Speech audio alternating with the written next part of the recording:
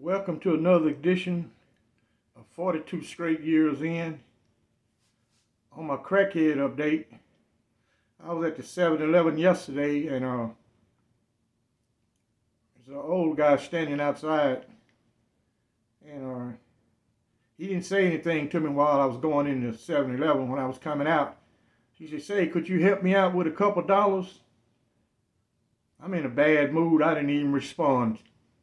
I just got in the car and drove off. Now the city of Dallas has a program. When it's inclement weather, they pay for motel rooms for all the homeless. Now all the homeless know about all these programs.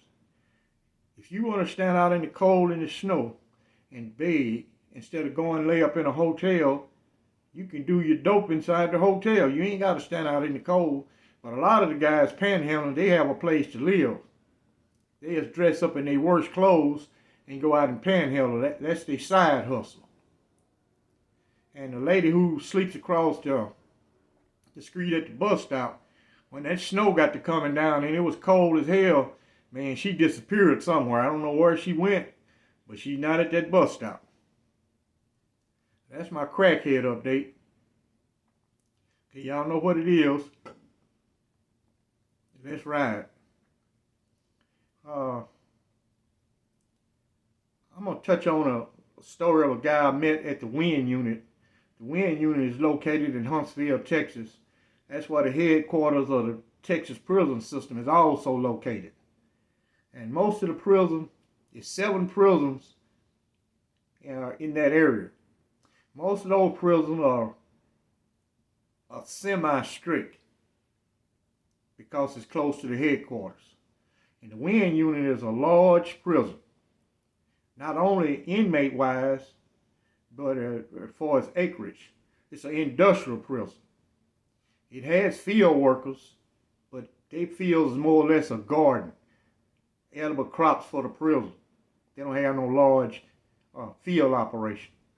But that's where all the license plates are made in Texas, all the registration stickers, the mattresses. They have a computer recovery lab where they work refurbished computers. Also, that's where a lot of the 18-wheelers are stored at, because they have a big diesel mechanic shop there. Man, this prison is so large on the outside, it has 4-way stop signs when you're driving around inside the prison. That's how large it is, and that's how much traffic it be going from one factory to the next factory. In this prison, they do not allow an inmate to be a gangster. They don't allow it. They got a lot of ex-gang members at this prison, and they got a large college program. Also, it has inmates who has heinous crimes. They are assigned to this prison, and they do not allow violence. Occasionally, you'll see a fight there, but that's not the norm. They got one of the best gymnasiums in the Texas prison system. And their food is fairly decent. It's not great, but it's decent. And their chow hall is clean. And they got a lot of privileges there. But the guards there are overly aggressive. They enforce the rules to the fullest. They don't allow no talking in the hallway. No traffic and trade. That means transfer of goods between one inmate and the next. If they catch you coming out of your living area with a tube of toothpaste or a bag of coffee in your pocket, you receive a disciplinary. Only on Mondays are you allowed to carry coffee to your job assignment, and you must leave it there. Can't be bringing it back and forth. As far as they're concerned, you are trafficking and trading. And I was assigned to a wing that primarily housed old guys. Well, guys been locked up a long time. The wing has a lot of guys been in prison a long time. A lot of old guys are there. I mean, old guys. And some youngsters thrown in, ex-gang members who been stabbed up or X'd out of one of the prison gangs. They are housed there. And they don't allow no assaults. but it's a prison. The guards can't see everything, so they do have fights. Stabbings are rare. Well, anyway, due to the large volume of traffic at that prison, it's easy to get contraband in. I mean, easy to get contraband there. But if you get caught, you'll receive maximum punishment. I can guarantee you that. Now, I was assigned to a wing, had this white guy named Timothy Brown. He's an old white guy. At the time, I had been locked up 26 years. And he had been locked up 10 years longer than I was. And this guy, he had started gaining a lot of weight. He don't work out or nothing. He just sit around, watch TV, go to the rec yard, find him a walking partner, and he just walk and talk the whole rec period. But he loved to smoke cigarettes. That's his thing. Smoke his cigarettes, drink him a cup of coffee, man, he's good to go. And someone in his family had died and left him a lot of money. I mean, he had tons of money. And best way to purchase contraband in the prison is with cash money. The guys, they don't want commissary items, not for large purchases. And this guy always purchased cans of bugler, smoking tobacco. They was going at the time for $50 cash per can. So anyway, he had medically unassigned. He didn't have a job. Now occasionally he would come over my cubicle and talk to me. Now I never asked him about his crime. That's a no-no. You let a guy talk to you about it himself, you never ask questions. Delve into their personal information or their background. And this guy had caught a guy having SCX with his wife, and he shot both of them, killed both of them, and he had received a life sentence. So he had been locked up 36 years. Now someone in his family left him a lot of money. This guy would help a lot of guys, man. He put money on other inmates' account who don't make commissary, and let them make store. Man, he'd make sure people in that living area would have commissary. He'd go around and give all of them a welfare bad guys who don't get money from home. There's a lot of old guys living in this dormitory. And occasionally, I'd be hiding back in the corner when I get off of work smoking me a cigarette, and he would come back and join me. So sometimes he would come over my cubicle and talk to me. Now this guy don't bother nobody. That's all he talk about is he gonna buy him a bass fishing boat, and he's going to different lakes around Texas and fish, and want to take him a fishing trip to Alaska. Man, that's all he talk about, man. He had paid a parole lawyer $20,000 to try to get him out of prison. Now, he would be what they call a molly inmate. He never discussed with me his what disciplinary he had received during the course of his incarceration, but me being a pretty good judge of character, he had been assigned to the wing, so he hadn't been involved in too much violence, so you wouldn't be at that prison. Because they will seg you or transfer you. And had a young black guy live on the cell block. Now he had a good job. He worked out there close to the 18-wheelers. And contraband came in there regular. I'm not going to discuss how these guys got the contraband in. I'm not going to blow up the spot. But they got plenty of contraband in. So anyway, he had gave this guy a $100 bill for 2 cans of bugler cigarette tobacco. And the guy never would produce the tobacco. Man, this guy, he got a lot of money. So he would come and score for me sometime. He'd tell me, say, hey man, I paid this guy, man, he ain't brought me my stuff yet. He said they having problems with the drop. I'm listening at this and I'm checking the guy out. He seemed like a laid back youngster, but he underestimating this old white guy. He looking at this old white guy, fat, chubby, not in shape. Oh, I can beat this fool up if I got to. $100 bill is a lot of money in a Texas prison, but they don't give you anything. I mean, nothing. But change your clothes, 3 meals a day, that's it. They don't give you no personal hygiene items. They don't give you nothing. And one day I came in from work. He didn't have cigarettes. I always got cigarettes. Always got them. So he came over and said, hey, man, let me buy a few cigarettes off of you. Since he was so laid back and he come and talk to me, I said, man, that's okay. Come on, join in, man. And we went back and fired up the cigarette. He always had his cup of coffee. Now, I'm just getting off of work. I don't drink coffee late in the evening so I can go to sleep that night. So I'm drinking hot chocolate.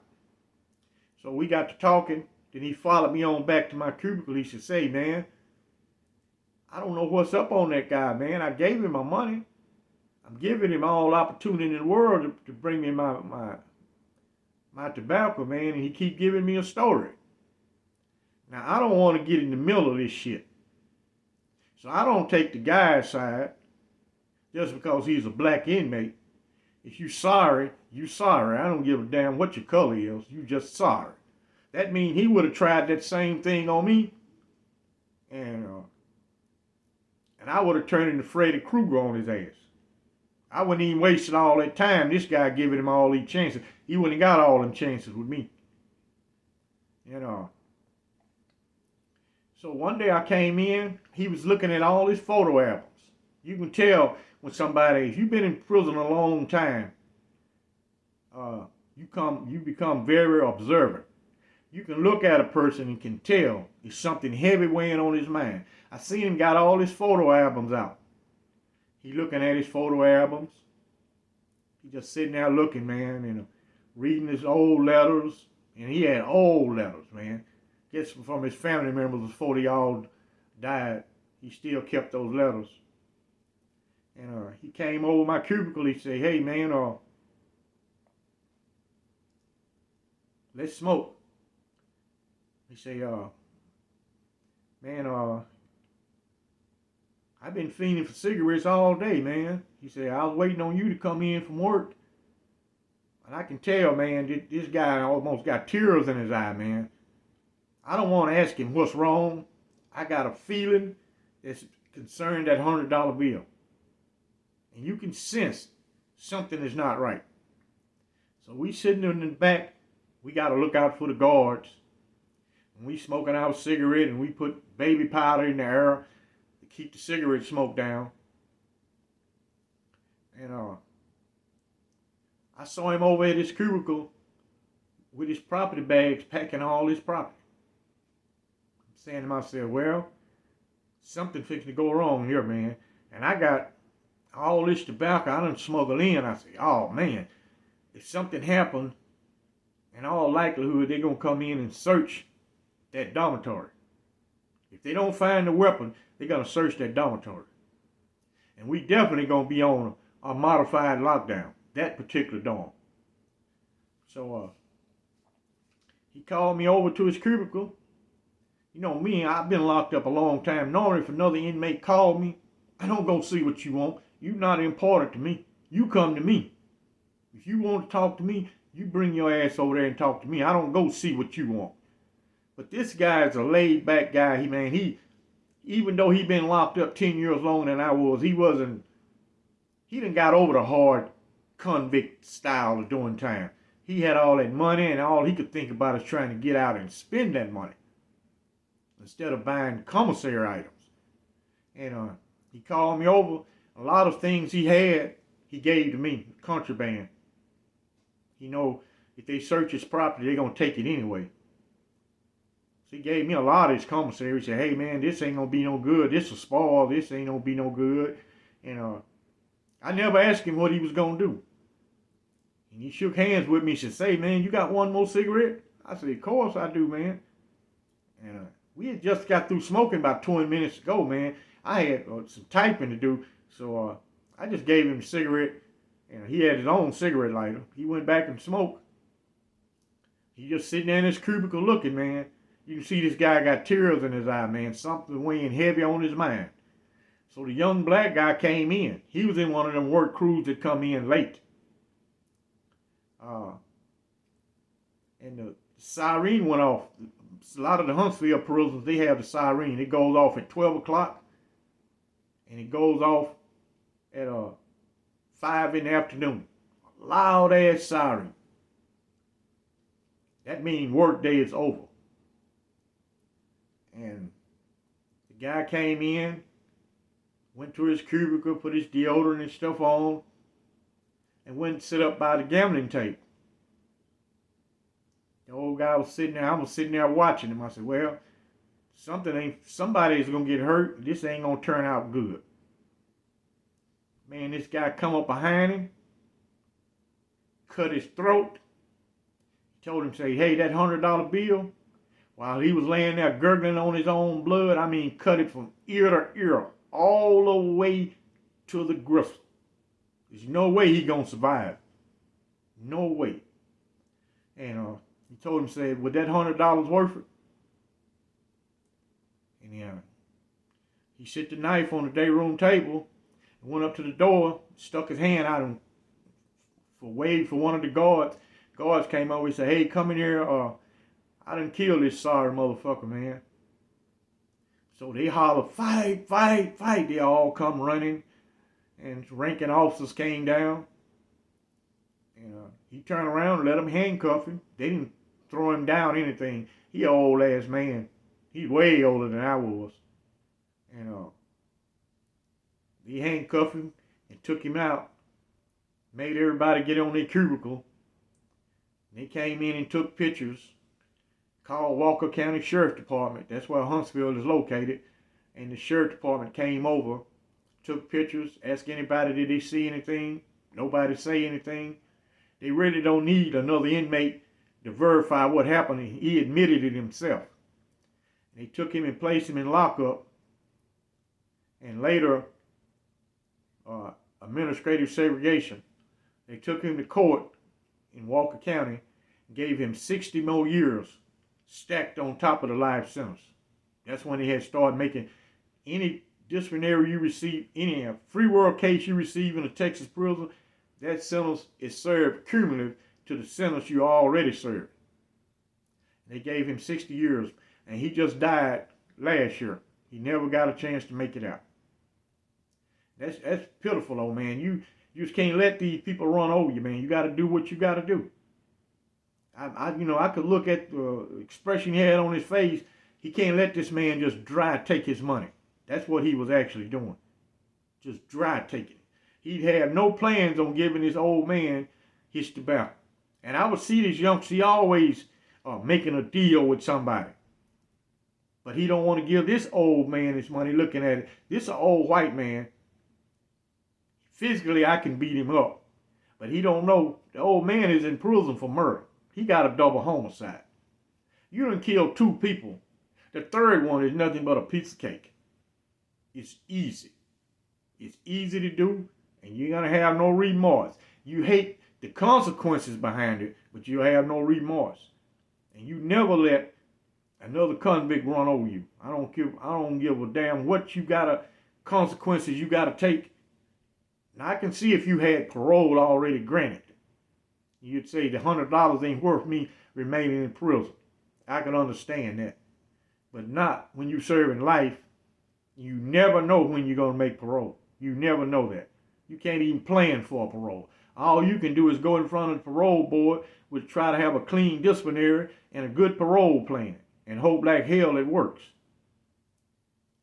Now, he ended up dying in prison. I imagine from the way he did his time, he probably couldn't handle it. It said, it's a madhouse. You go in administrative segregation in Texas for murder, they're going to start you at level 3. They got a level system in administrative segregation. Level 3 is you don't have no property. You can't make commissary. You don't get a dessert on your tray. You don't get none of that on level 3. You only let out of your cell 3 times a week for 1 hour. And you get to shower every day. He probably couldn't handle that because he used to doing his time laid back, going out on the rec yard, walking, talking to dudes. And he had a lot of television programs that he liked. Couldn't handle being in that cell like that. That probably did him in more than anything. Anyway, y'all follow me over on Patreon for the nitty gritty. I can't do a lot of things over here on YouTube. The link will be in the description below. Like and subscribe. And I thank you for watching. Y'all had some subscribers complain about the audio quality of the videos.